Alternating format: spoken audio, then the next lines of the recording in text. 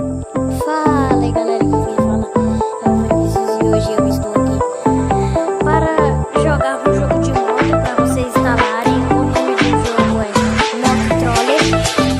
Vocês vão clicar lá, aparece. Você tem que comprar as motos com o dinheiro que você ganha aqui em cima. Aí você ganha um negócio aqui em cima, tem um S de dinheiro. Aí eu já tomei aqui 21, posso jogar.